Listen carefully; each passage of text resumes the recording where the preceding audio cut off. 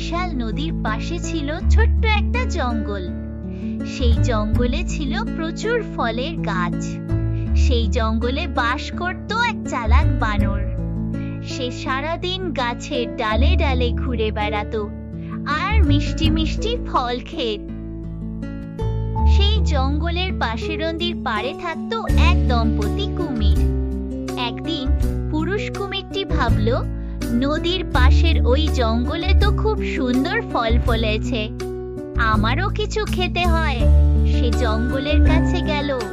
বানরটি খুব দয়ালু ছিল। সে কুমিরকে দেখে কিছু মিষ্টি ফল দিল। কুমির সেগুলো খেয়ে খুব খুশি হলো।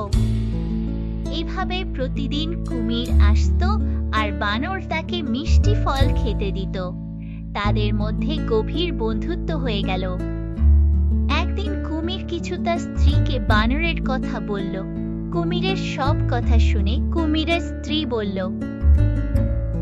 যে বানর প্রতিদিন এত মিষ্টি ফল খায় তার কলিজাটা না জানি কত মিষ্টি হবে।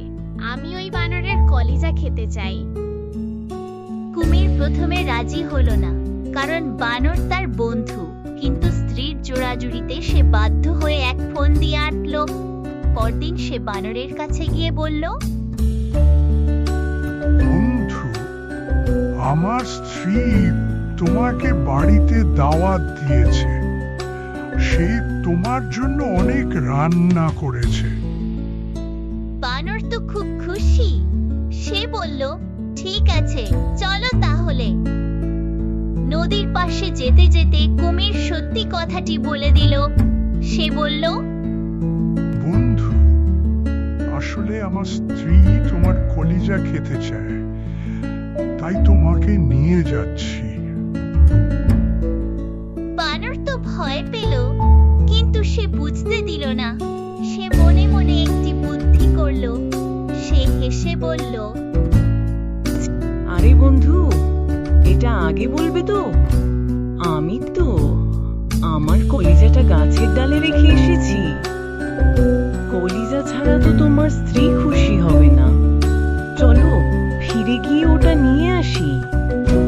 বোকা কুমির বানরের কথা বিশ্বাস করলো।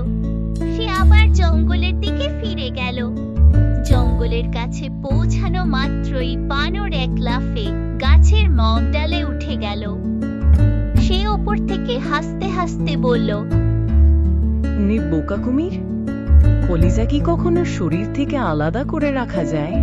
তুমি বন্ধুর সাথে বিশ্বাসঘাতকতা করেছ, তাই আমাদের বন্ধুত্ব আজই শেষ। কুমির লজ্জা পেয়ে মাথা নিচু করে। শিক্ষণীয় বিপদে পড়লে কখনো ভয় পাওয়া উচিত নয়। ঠান্ডা মাথায় বুদ্ধি খাটালে বড় বড় বিপদ থেকেও মুক্তি